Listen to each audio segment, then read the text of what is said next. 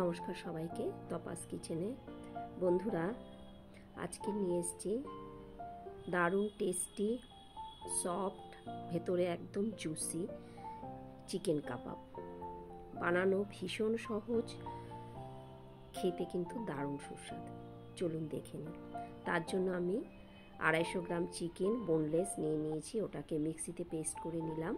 তার মধ্যে দিয়ে দিয়েছি আমি একটা কুচি করা পেঁয়াজ, 1 চামচ আদা রসুনের পেস্ট, কিছুটা চিলি ফ্লেক্স হাফ চামচ, ধনে পাতা কুচি, কসুরি মেথি পাতা দিয়ে দিয়েছি, গোলমরিচ গুঁড়ো, লবণ, আর দিয়ে দিলাম হাফ চামচ সোয়া সস আর 1 চামচ টমেটো সস দিয়ে ভালো রকম এটা মেখে নিচ্ছি।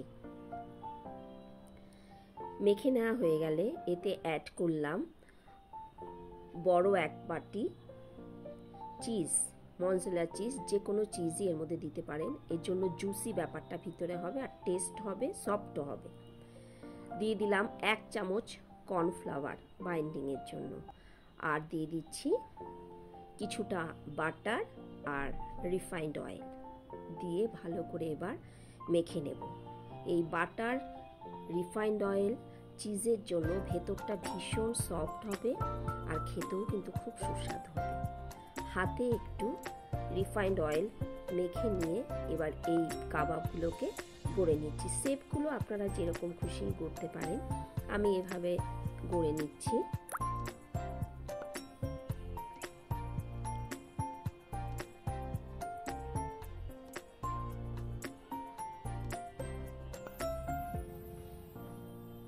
সবকটা গড়ে নিলাম।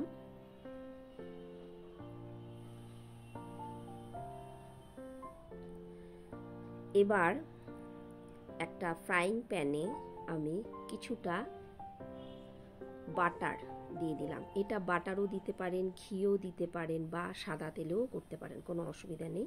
তবে যেটাই দেবেন তার ফ্লেভারে এটার টেস্টটা সেরকমই হবে। তো আমি একটু বাটার দিলাম, বাটারের ফ্লেভারটা ভালো লাগবে, বা ঘি দিলে ঘিয়ের ফ্লেভারটাও ভালো লাগবে এতে। 2-3 মিনিট আমি ঢেকে ঢেকে ভেজে নেওয়ার পর আমি আরেক পিঠ উল্টে দিচ্ছি। বেশি সময় লাগবে না ভাজতে, মোটামুটি 5 থেকে 6 মিনিটে ভাজা হয়ে যাবে। এক পিঠ ভেজে নেওয়ার পর আমি কিছুটা চারকোল একটুখানি, বা কাঠকয়লা যেটাকে বলে, গরম করে নিয়ে ওটা ঘি দিয়ে একটু স্মোকি টেস্ট আনার জন্য ঢেকে দিলাম।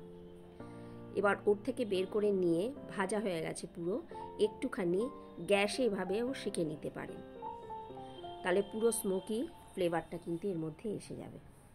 হয়ে গেল তৈরি সুন্দর কাবাব।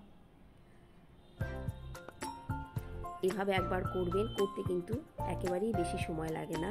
ঘরে এরকম করে আমরা কিন্তু বানিয়ে অবশ্যই খেতে পারি, আর যথেষ্ট কম খরচে সুস্বাদু কাবাব হয়ে যায়। দারুণ হয়েছে খেতে, আমি টেস্ট করেও আপনাদেরকে বলে দিচ্ছি, ফাটা।